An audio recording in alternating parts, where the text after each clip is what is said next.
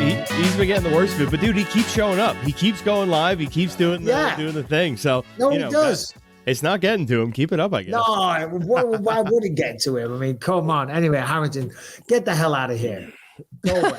Get out of here. I don't want to speak to him, and I can speak to you. The one and only, the recently retired, one of the greatest fighters the planet has ever seen. The one, the only, Demetrious Mighty Mouse Johnson. My man, how you doing? I'm good, man. I'm good. Thanks for having me on, Michael. Oh, come on. We don't need to be all nervous, Demetrious. I'm not fucking nervous. I'm not fucking nervous. We've been back for UFC 1v2. Coldplay was a great time. I'll never forget it. It's one of my favorite memories. One of my favorite memories of my career. Yellow and blue. What was that song? I don't fucking know. It's all yellow. First off, congratulations, man. The retirement, right? As soon as I saw that, I'm like, we got to talk. Demetrious, when did you make your MMA debut?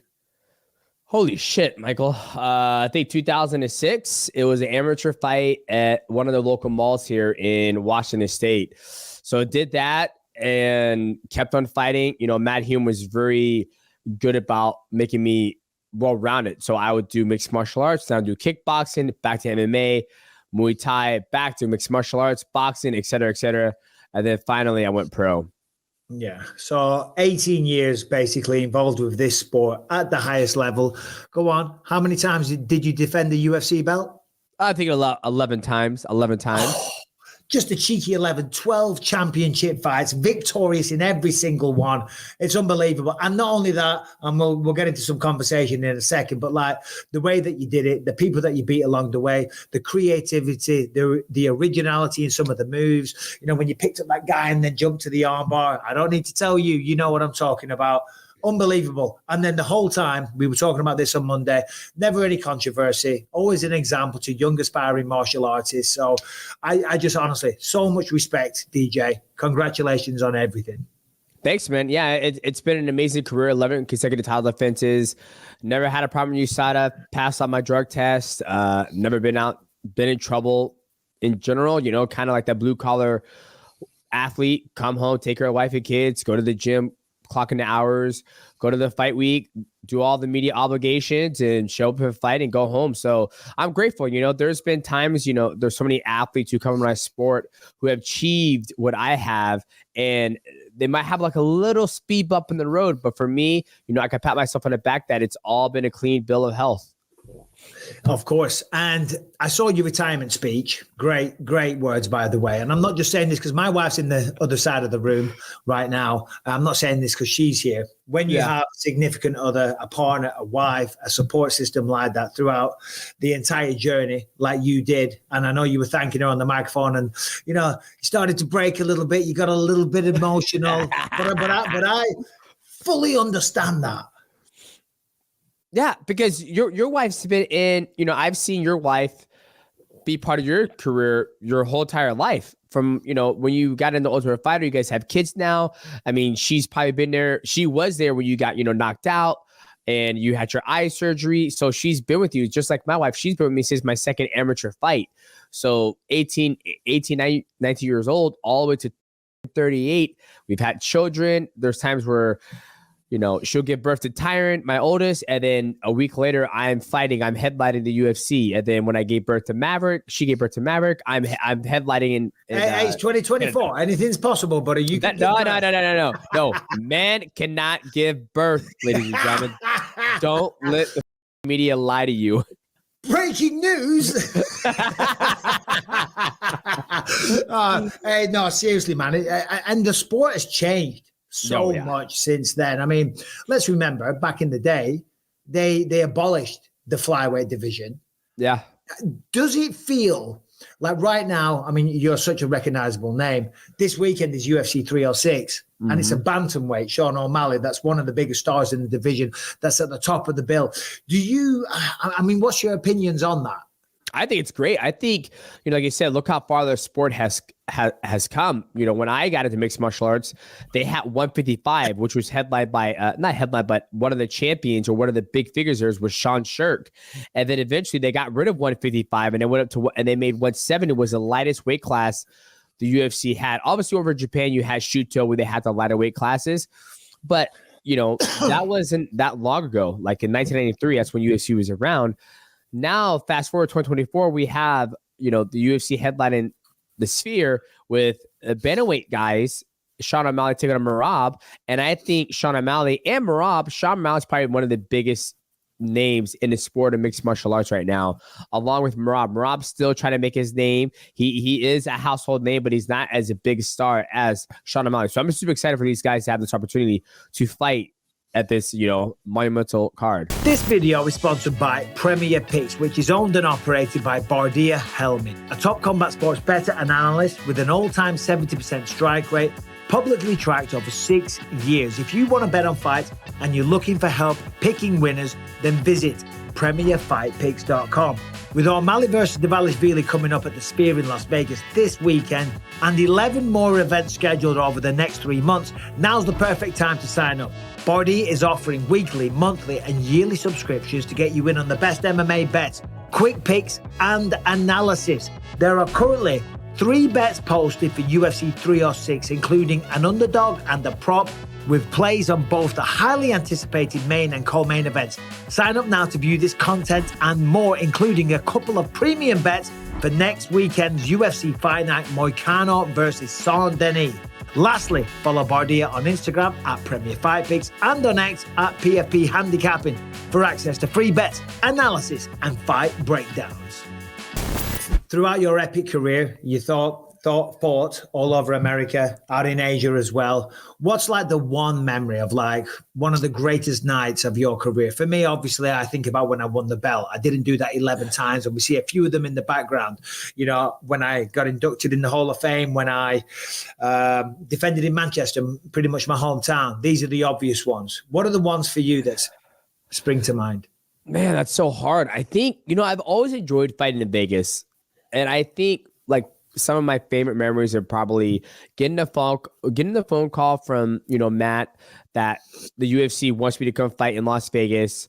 I got to leave, I jump on the phone. I go next door, talk to my, not next door, but I go into the office where I used to work, talk to my boss, Pete Hockey. And he was like, yeah, I got to see if I give you time off. And getting time off and then going to Las Vegas for a week, training, cut a weight, and then going back to work on Monday. And the reason why I say that is because it was kind of like a dream. It's like, oh, here I am at work making $10.76 an hour. And next thing you know, they're like, oh, you want to come to Vegas and fight? And I'm like, yeah, let's make it happen. And I call the wife, hey, we're going to go to Vegas and fight for a week. And it's going to be amazing. And then me and her get our flights. And I think that's a time that I always hold dear to my heart. I love that answer because it's those times when you really appreciate the opportunity at your fingertips. It's fresh, it's exciting. I always do these Q&As when I'm on flights and stuff. And the other day, somebody said, what do you miss the most? And I said, well, I miss that adrenaline of when you get the phone call and then you speak to your coaches and then you develop a plan and a strategy for the fight and then going through it all of it. It's all the buzz that I miss. Do you think you're going to miss this, DJ? Are we going to see DJ coming back in a year or two? No, hell no. Taking on an influencer? God, no. There was a point in time where I was like, I think I want to box. I think I want to give boxing a go. But there's a part of me I was like, for what? Like, what's there to gain? What is there to achieve? Right? And I don't want to get hit in the head anymore. Don't want to develop any CTE concussions. Don't want to do training camp, just pure boxing. And when it comes to the game planning and strategizing, I'm going to get that in Brazilian Jiu-Jitsu, which I can do that till I'm 65, 70 years old. Hopefully if I'm healthy enough. So no, I won't be coming back to fight at all in any combat sports, whether it's boxing, kickboxing, Muay Thai, or mixed martial arts. I am going to do Jiu-Jitsu because I'm 38 years old, right? You see all these guys from Misfits, influencer boxing, they're all trying to fight, older fighters, hence Jake Paul, he's about to fight Mike Tyson. He also fought T Wood. He also fought Ben Askren. There's so many other guys out there that these guys can fight. Like, why don't you guys fight like real boxers that are trying to make their name in the sport too? So that's just my personal opinion, but no, I think I'm going to get my itch scratched from jiu-jitsu. Yeah, no, I saw you competing recently and I wasn't there. But then the video went viral where you go over, the guy's kind of upset and you go over and you give him, the nicest pep talk. I mean, that's what makes you who you are, DJ. So congratulations, never change. UFC Hall of Fame. You must have saw this clip. Dana was like, yeah, without a shadow of a doubt. Let me ask you, do you want to be in the Hall of Fame? Absolutely. Here's the thing. UFC is such a huge part of my career, right? We can't just swipe it under the rug. What happened. 11 consecutive title defenses. The first ever flyweight champion. I've done some amazing things inside the octagon. Did I ever sell out? Did I ever sell over 600,000 pay-per-views? No, I didn't. That's okay. My job was to go out there, put on amazing performances, be creative, and win. And that's what I did. So I'm excited to get inducted into the Hall of Fame of the UFC. And I can't wait to see how they go about doing that. Yeah, I mean, it's only right. It wouldn't be right, would it? Because it's undeniable, the mark that you left, the belts that you won. You got all the belts as well, didn't you? All 11? No, I didn't. Like I said, the story goes, I was doing that photo shoot, that famous picture I took, and I had all belts with me in New York, and I was by myself, and I couldn't ship it back home. So they shipped it back to the UFC warehouse, and that's the last I ever heard of it. Oh, shit. Oh, they're probably still fucking there for all I know. Well, why don't you get on the phone? I don't know. I haven't talked to Dana. I don't know how long, dude. It's been a long Yeah, but you don't have to call Dana. Call somebody. Get your manager. Get somebody to say, yo, bro, they were his belts. They never made it back to the house. If we had those 11 and all of the belts behind you, how many belts in total would DJ hold? So 12 and then 3. So 15. My dad has 2. I sent 2 down with him. So I had so many in the closet. I was like, I'll send 2 with you, Dad. You keep it in your bar when I come down to shoot my Mighty Cast down there. So I think I'll have 15 belts. 15 belts. Wow. I mean, I've got 2, and I'm like, I'm like, you son of a bitch. you're giving 2 away. You're like, yeah, Dad, have these. Dude, unbelievable stuff. Listen, I want to ask you about this, and we will talk about the Sphere, but I feel like this is only fair that I do this. I don't know if you saw it. We had President Awesome from Karate Combat on recently. Hasim. And Hasim, great guy. I don't know anything about the situation. And he came on here and he's declaring war on ONE FC and all the rest of it. And he had some things to say. As you are a fighter and a representative, I guess, for ONE FC, if you saw that, do you want to counter? I'm not trying to get you to talk beef or get involved or anything like that. But if you saw that, what were your experiences at ONE? I've only heard kind of wind of what was Hasim talking about. And honestly, everybody has their own experiences at ONE Championship, right? Like my experience have always been absolutely amazing. Talking to not just Chachu, but the competition team. And, each time I showed up to my fights in ONE Championship, when it was in Japan, America and Denver, even recently when I went to Denver, it's always been professional, and I've always been a professional as well. And so I'm not too sure about all of the context of the beef that Hasim has with ONE Championship. But, I mean, if you ask me, man, how was your relationship with the UFC? I'm like, well, the pudding's on the wall, I guess you say. It's in the sauce. But if you ask John Jones, the same thing. John Jones goes, oh, man, me and Dana have always been good. Dana's always been, you know what I mean? So I think that's, everybody's situation is going to be totally different with the organization. Yeah, no, and that makes total sense. And as I say, I wasn't trying to put you in it. I just thought I thought it's only fair. It's only fair. I had him on and he had things to say, and seeing as I can see the 1 belt in the background, I thought, Anyway, UFC 306, what do you think about this one? What do you think about the whole production? $20 million being spent, and it's going to be unreal. I don't know if you know this. They're doing a movie between every card, and then the world around the Sphere is going to slowly change, and by the end of the fight, it's going to look different, and then the movies are going to play in between. I think it's going to be unforgettable. Yeah, I hope it's dope. I don't want it to be a long ass night. I got to work. So I was sitting here thinking, like, God damn. Hurry up with these movies. Yeah, right. I'm super excited for the athletes to get the opportunity. Let's start there. A bantamweight title fight headlining this card. Do you have the co-main event with Alexa taking on Valentina Shevchenko? It's her 3rd time to get after. You have Diego Lopez taking on Brian Ortega. Those are the 3 main fights that I'm looking forward to. I think it's going to be sick. And I can't wait to see how they're going to, how the Sphere is going to look. Obviously being there live is going to be absolutely amazing, but how is it going to be viewed from the television?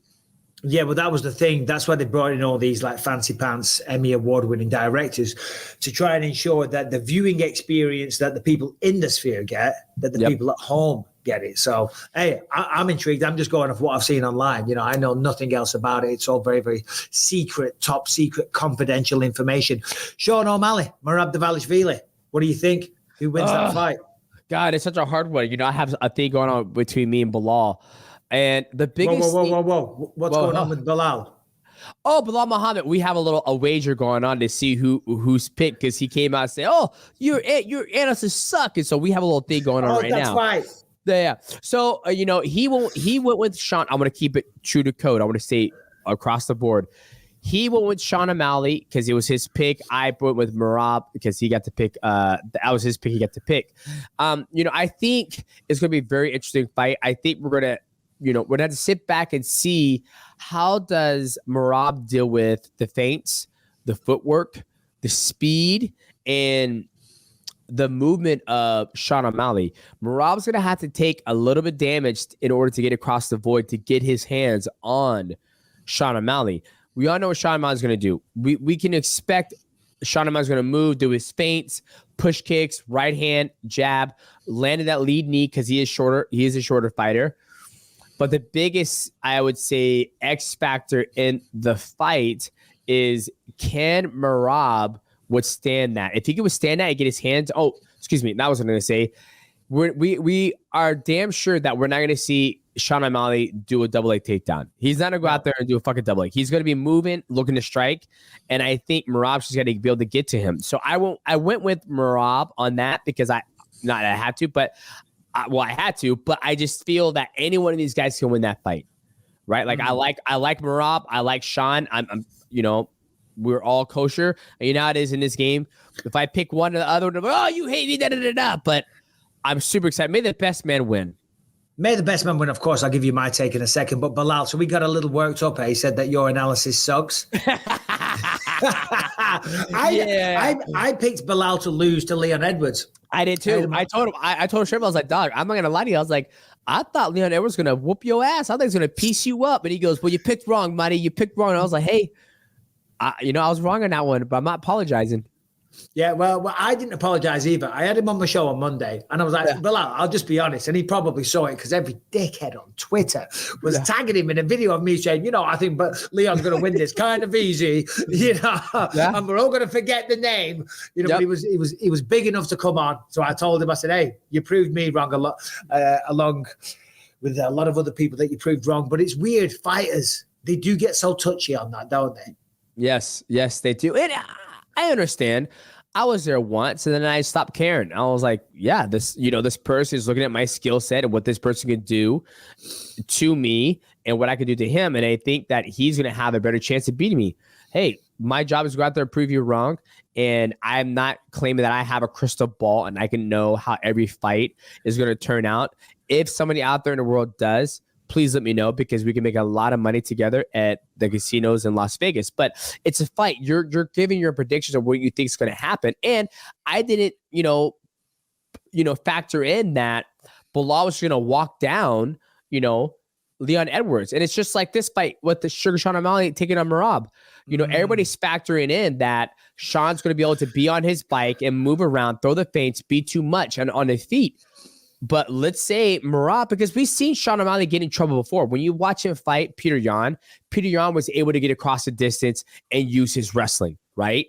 We've also seen, I forget the gentleman's name, who fought Sean O'Malley, who was able to get across the distance and get some wrestling, and Sean had his legs get hurt. But we also see Sean knock people out when they try to get there, a.k.a. Aljamain Sterling. He overextended. So we've never seen somebody outwork Merab. That's one thing we have never seen before. We've never seen somebody go in there and just manhandle Merab. I'm not saying that Sean O'Malley has to manhandle Merab, but we haven't seen that yet. We know Merab is going to go in there and try to work his ass off to get the W. That is why this fight is so exciting because I can't wait to see who's going to implement their game plan and execute flawlessly. That is a perfect comparison, though. I love that. Bilal versus Leon, because you can make the exact same kind of arguments on both sides. Nobody's going to outwork Merab. The man's pace is ridiculous. It's phenomenal. He's a great wrestler, all the rest of it. But I'm going to go head to head with you, DJ. Okay. And we'll make a bet. I don't care. Oh, God, here we go. the stakes can be high. I've got Sean O'Malley. I love Merab. I think Sean O'Malley, as you said, I think the knees up the middle, just like he landed on Cheeto, that's going to be key. The feints, the movement, and all the rest of it. However, for Merab to win, which is definitely possible, as you say, he's going to have to eat some shots. And it's not like, because Sean does have knockouts, and the one against Aljamain is the one that everybody thinks of. I think that's partly not taken away from Sean because of the weight cuts. Merab's not going to have a crazy weight cut because he's not oversized for the division. So it's going to be really, really tough. But I think Sean can get it done eventually. But what can the consequences be? Hamilton or Brian, do we have any ideas? If you're wrong and I'm right, God. And you're wrong. Oh, God. If I'm wrong, I'll come on your podcast and I'll eat shit. Okay? Or what can we do? I don't know. We'll come up with something. Okay, well, I got to pay a man's debt first. Once I take care of Bilal, if he's right, then I got to take care. I got to do it. And then if you're right, then I'll figure something else out. I don't know, right? Can't be going around here making all these goddamn bets. No. Tom, Peter, and Harry to, I'm a man of my word, right? So I think it's going to be an interesting fight. When I look at that, I actually got a chance to train with Aljamain Sterling, and he is a massive body. Like, I don't know how he made it to 135, but his grappling is so damn good that if he was able to get O'Malley down, I don't think O'Malley would have got back up. Like, that's how good. I mean, and I'm not saying O'Malley's grappling isn't bad. It's just that is what Aljamain Sterling specialized in. And even O'Malley came out and said, he goes, I'm not letting that guy take me down. I can't let him on my back. And then actually feeling it when I went to Vegas to train Aljo, I was like, yep, what I thought was on TV is exactly what I felt. So, I haven't got the chance to train with Merab. I haven't trained with Sean O'Malley, but I'm super excited for this fight. Okay. Well, that's that. Let's get back to you. So, legendary fight career in the can, done that. 38 years old. And I'm still trying to figure this out. Obviously, I'm very busy and I've got a lot of other endeavors going on, but I'm still waiting for like the big thing. And my wife's always like, what are you talking about? I need something else to excite me to like, I love the commentary. I do the podcast and all the rest of it. And I love that. And I'm busy and financially I'm very secure, but I need something for me, for my soul, for that competitive spirit, for that urge. I've got to scratch it. You know what I mean? What do you think the future holds for you? I think it's jiu-jitsu. Like you said, I'm extremely busy as well. I had a 45-minute conference call before I had, a 30-minute break. I jumped on here with you. After that, I got to take the kids and do all that stuff. And, got a lot of stuff going on in the pipeline. Got the Mighty Cast, got the YouTube channel, got all that stuff. And then, yes, you're right. There is going to be something that scratches that, like, oh, God, I'm nervous. My heart's palpitating. What are we going to be doing? And that's jiu-jitsu. I'm looking to compete more in the gi, potentially no gi. But the hardest thing I'm having a hard time finding is just time to train. Like, I haven't had time to train at all. And usually when I compete, it's always those big tournaments where it's either Master Worlds, Pans, Euros, Brasilio, or National Americans. It's always the big tournaments. I'm not going down to your local tournament just, fighting, Joe and Betty from down the street. It's always the big tournaments. That's what gets me excited. And hopefully one day you can find the same thing. I don't see why you don't do any jiu-jitsu. You can do it. Well, bro, I'm recovering from neck surgery. I just had a disc replacement 2 weeks ago. So like, I can't do it. I shouldn't even be sitting here talking to you. I certainly shouldn't have done 45 minutes on the Peloton on a very lightweight session, but the man's a beast. What can I tell you? What about commentary for ONE FC? You know what? I've done a little bit of it, but you have to toe the right line when it comes to commentating. Like you got the sponsors in your ear. You got to make sure it flows very nicely, as you know that, right? When I can, still reach as many people, not as much as, ONE Championship or UFC, but when I can do my own commentary, right? 10 feet from here and then go live to my fans directly. There's something about it, right? Like I don't have to, I can say whatever I want, however I want, react however I want, and I'm in control of my own, like broadcasting or my own channel, essentially, right? So maybe one day I just did it with Haggerty and Super Lake. It was fun. I enjoyed it, but I think I need a little more work to be able to smooth in there with like, Rich Franklin, Mitch Chilson, and the rest of the voice for One Championship. Yeah, it does take a little bit of practice, shall we say. That's why I started off on the desk in the pre and post show, and you slowly get used to it and all the rest of it. But you're right as well. I do my own stuff from home, and it is more fun for one. You can swear, you can say, you can really go to town if someone's like being terrible. But I do that anyway. So if I'm commentating, I try and be very honest. If this guy's not performing, if the technique is bad, if the takedown was terrible or whatever, I'm going to be honest. I can't lie. You can't polish a turd, Yeah, well, I miss weight. Yeah, well, what's I think for me, like if I was to do a live commentary when I did like actually at the booth when Izzy fought DDP, I don't know if you saw my reaction, but I go, "What the was that? What the fuck?" I said, that went bad really fast. Like I can only imagine if I was there live. I'm like, "What the just happened, Joe?" Like Bisping, somebody explain what the just happened, right? Like I could do that at the house. At work, I can't do that. I'm like, Demetrious, we just lost 15 sponsors thanks to your custody, your derogatory. So for me, I just like to be honest, be clean, not clean, just be honest and be myself. So that's why I think I'm not going to close it out that I would never commentate, but I just feel that I got to actually put work and effort into it instead of like this. I turn the camera on and I just let it, I just start cooking. I don't think I've ever sworn on a live broadcast, which for me is very good because, people think I'm a moron, but I'm not stupid. But I'll tell you what I struggle with. Stupid. I struggle with like some of the words that you can and can't say. For like, like in England, you can say, God damn, no problem. And I drop that or say hell or hell, whatever. They're like, don't say that. Don't say God damn. I'm like, what do you mean don't say God damn? I'm like, God damn, that was amazing. And they're like, no. Yeah. I'm like, it's not a big deal in England. Yeah, exactly. And that's a thing that you have to toe that line when you have, broadcast when you're broadcasting to, all these different countries or whatever it may be, right? It's the same thing. I know is even like you. In England, you can say cunt. My dad says it all the time. You can't say cunt on air. Well, I know, but I'm saying, but my dad, he's from England. We talked about this, and he says all these words, and I'm like, Dad, you okay? He goes, yeah, I'm okay. I'm 50. He's 60. He's 62. He was like, I don't know if people think it's what I'm going to say. And I'm like, all right, you go ahead, Dad. Yeah, so I understand where you're coming from.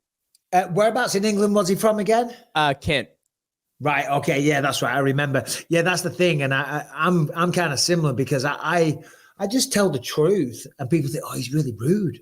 I'm like, I'm not being rude. I'm just not lying to you to give you the answer that you want to hear. Do you know what I mean? Like certainly on the West Coast in LA, you know what I mean? People are so polite. They won't give you the truth. It's like, oh yeah, that's great. And then as soon as you turn your back, they're like, that's bullshit. That's terrible. I'm like, no, that's not good. Anyway, I was just going to say a second ago, you never missed weight in your life. Yep. Never missed weight, of course. And I never will. And I never will. Even though like I'm still competing. Like I compete at 154 and I walk around like 148. And even when I cut to 125, I was walking around like 140, 142. There's just no reason for it, right? Like an athlete has one job. Actually, it has two jobs, three jobs. Okay. One of those jobs, everybody on any mixed martial arts platform, now short week notice fights, all that stuff. Okay. That happens. I guess you can have a little flag that you can miss weight, whatever. But when they accept that fight, they should be realistic with themselves and the promotion and the opponent as to whether or not that's realistic. Because if it's not, they're wasting everybody's time. Exactly. Right. So then let's go ahead and take away that little flag. If you agree upon a weight, there should be no reason why you shouldn't make it. I have cut 8.5 pounds in the day of weigh-ins and I made it. My mindset was that I don't make as much money and I'm not going to give the commission 15 to 20%. So I always made weight. So when I see people who don't make weight, that means they didn't take the time and the effort to diet, to do the homework, to see how they need to make it, hire nutrition. And I never hired a nutritionist to help me make weight. So I have no sympathy for people who don't make weight. And a second, that's the first job. The second job an athlete has to do is just fight. Those are the only two jobs you have to do as a professional athlete. The marketing, doing the media and all that stuff, that's all extra icing on the cake, right? And so for me, I've never missed weight and I've always shown up to fight. The only time I had to pull out a fight was when I had to get surgery against John Moraga. And, I ended up fighting him I think it was 4 months later in Seattle. So yes, I never miss weight and I never will. Yes, thank you for saying that. And I hope a lot of young fighters hear that, because it kind of pisses me off. It's not acceptable, but it's become not as shocking. It's become the norm that every fight card, a bunch of people are going to miss weight and no big deal. It's crazy to me. Yeah, I agree. Yeah. I think it needs to be, you have a lot of these people try to cut all this weight, be the bigger guy in the division and all that stuff. And even in jiu-jitsu competition, everybody's trying to be the biggest dude. And for me, I'm like, dude, I don't care. This is for fun for me. This is a hobby. I'm going 154. I'm not cutting weight. I'm trying to put on weight. And I think even in mixed martial arts, I think they need to come to a point in time where it's like, dude, you guys stop cutting weight. We're going to do same day weigh-ins and you're going to fight the night before. You weigh in the day of, and then you fight that night. That way people are fighting more true to their weight. It's not even just mixed martial arts, but you have it in boxing. You have Ryan Garcia who came in 4 pounds overweight and he's like, I don't give a shit. It's what's the point? You not caring just made me not care about the fight, because it shows me how you don't give a shit. So why should I give a shit, right? So I don't know. The whole weight debacle thing, we can go on all day about it, but there's no excuse for somebody to miss weight. That's my personal opinion. Yeah. But what you just said there, though, that's only to purists. Purists and real hardcore fans care about that stuff. The record books will always show that Garcia beat Devin Haney. You know what I'm saying? It won't show that he missed weight and all the rest of it. Anyway, who cares about that stuff? We have 27-time World Jiu-Jitsu champion Renato Laranja joining us. Are you familiar with Renato? Boha. Ay, carajo. He wanted to say hi to you real quick before you disappear and go. And thanks again for your time. Real last question before he jumps on, unless he's late. A glorious career. Lots of belts, traveled the world, did incredible things that only people dream of. Would you recommend this for your children? Has it all worked out financially and things like that? Everything that you hope to achieve from this sport? I'm assuming the answers to all those things is yes. For me, it's a yes. I don't know about recommending it to my children, but everything else, yes, all day long. Yeah, I agree with you. Yes, all day long. Would I recommend it to my children? They would have to be probably not, because it takes a special athlete, a special mind, special person, the dedication, the discipline, the right coaches. Your body's got to be healthy enough to stay in the sport long enough. We see Rosa Chiwiwi talking about he wants to retire when he's 25. I'm like, dude, I was like, you're 17. I was like, 25. I was like, even if you made, you better hope you win all your fights, you become a champion. You better hope you make good money. Let's say he made $2 million and he's 25 years old. That's from 25 all the way to your 38. That's not enough. You need to be able to fight longer, stretch that money out. And when you're 25 and you retire, you be bored. When I was 25, I just got into the UFC when I was 26. So it was perfect. But you're 17, you're talking about you're retiring at 25. It's you're be bored as when you're 25, unless you got some other shit you want to do. But we'll see. So I would not recommend it for my children. But the mixed martial arts has given me everything and more than I ever expected that I can achieve from following one of my passions in martial arts. Of course, you just mentioned something interesting there, because I was having this conversation last night. I'm not going to get into my finances, but we're pretty good. Life has been very kind to me. However, I'm still trying to make more money and do this and do that. Absolutely. And Rebecca's she's like, we're fine. We're fine. I said, I don't know if we are. She goes, what are you talking about? We've got X, Y, Z. I said, babe, if we live for another 50 years, that's 50 years we got to last. I don't have a pension. Do you know what I mean? Yeah, I've got savings and we've got investments and stuff like that. I'm not a moron, but I'm like 50 years. If Raul Rosa Jr. wants to retire at 25, let's say he lives to 90, he's got 65 years to live of what he did inside the octagon. I don't know about that. Yep. And that's the biggest thing people don't understand. And that's like one of the things I was going to like focus on, like when I was in my middle of my career, was be a financial advisor to let athletes know. It's like, okay, you know, how old are you, Bisping? You're like 45. You're 45. So from 45 to 80, so 40 more years to 85, 40 more years, you got to make that money stretch for 40 more years. That's where you're working, you're grinding. You guys are good, but that's a long time. And let's say, I mean, one of my friends was helping their family member, elder family member in a home. And it was like $15K a month to let him stay there.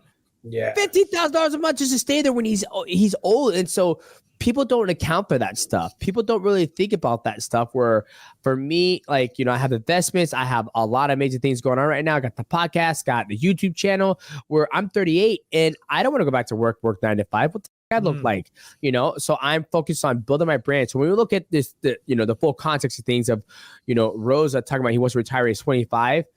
From 25 to, you know, 65, that's 40 years that, you know, the man's got to put some work in. I'm not saying he can't do it, right? I'm not saying he can't do it, but if he retires at 25, we're going to see him do something else. He might be a school teacher. Yeah, he might be, you know, electrician. I have no idea.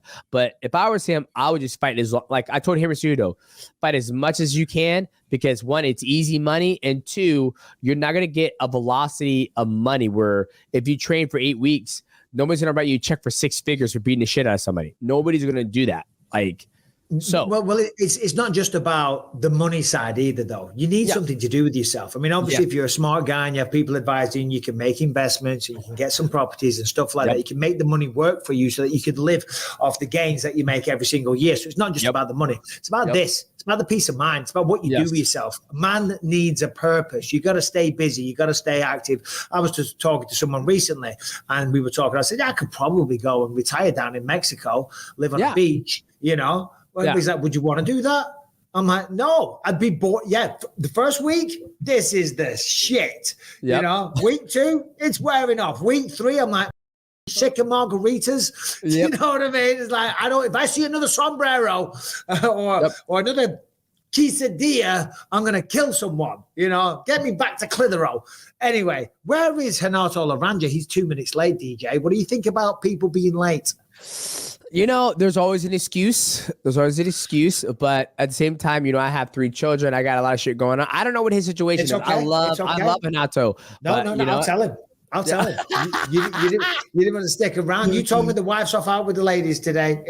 You got the kids. You got to take care of stuff, and you got a life to live. Hey, Demetrious, congratulations on everything again. Seriously, be proud of yourself. Thank you, Michael. I appreciate you always being a big fan of mine. And I would never forget the moments we have cherished in sharing the locker room together and co-play. So God bless you. Let me know if you need anything, brother. And can't wait to chat soon. Likewise. Take care. All the best. Thank you very much. All right, brother.